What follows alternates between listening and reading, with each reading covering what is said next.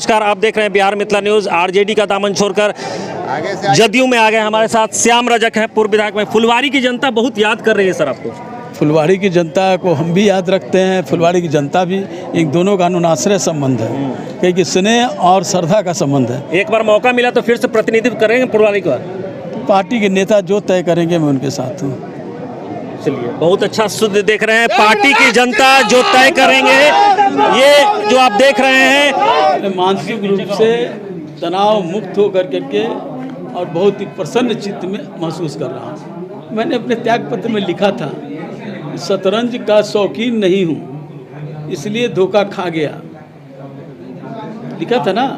और वो मोहरा चल रहे थे, हम रिश्तेदारी निभा रहे थे। पार्टी एक परिवार होता है और वही असली परिवार है, और इस परिवार में सब एक दूसरे के रिश्तेदार होते हैं। पार्टी में कोई मोहरा चले और रिश्तेदारी को मिसयूज करे तो लोगों को, छोटे कार्यकर्ताओं को बड़ा आघात लगता है, आह्लादित होते हैं, बहुत ही चिंतित होते हैं, दुखी होते हैं। और उसी का कार्य था कि मुझको वहाँ रहने की स्थिति नहीं बन रही थी। पार्टी जो काम देगी, पार्टी के मजबूती के लिए जितना भी होगा, मेरे में अभी सामर्थ्य है, सक्रियता है, और सक्रियता सामर्थ्य के माध्यम से जनता दलियों को और आदरणीय नीतीश कुमार जी के सपनों को साकार करने में जरा सा भी कोताही नहीं करूँगा। फुलवारी की जनता चाहती है, लेकिन पार्टी का मैं एक वफादार अनुशासित सिपाही हूँ, तो पार्टी जो तय करेगी ये पार्टी के ऊपर निर्भर है, हमारे नेता पर निर्भर है।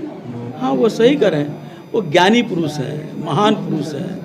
महान व्यक्तियों पर टिप्पणी करना मेरे जैसे छोटे से कंकर को कोई भी वजूद नहीं है। लेकिन वो कह रहे हैं कि चुनाव आया है तो इधर उधर हो रहे हैं, तो अपने बारे में भी ज़रा समझ लें। अब कहा गया है कि जब किसी पर आरोप लगाते हैं तो 4 उंगली आपके तरफ आता है, तो 4 गुना आप पहले उसकी समीक्षा कीजिए। तो वो समीक्षा करें कि जो उन्होंने कहा है अपने ऊपर उनका कितना लागू होता है। हम लोग समाजवाद की पाठशाला से आए हुए लोग हैं।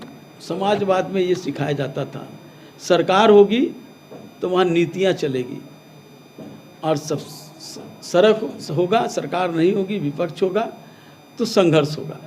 संघर्ष के भी अपने प्रोटोकॉल होते हैं। सड़कों पर संघर्ष होता है, कमरों के अंदर संघर्ष नहीं होता है। कमरों के अंदर संघर्ष वो करते हैं जिसका परिवार सुखमय नहीं होता है, जो परिवार के अंदर झगड़ा करते हैं। आप समझ जाइए, धरना जिसके लिए उसके साथ नहीं है, धरना वहाँ कर रहे हैं जहाँ उनकी कोई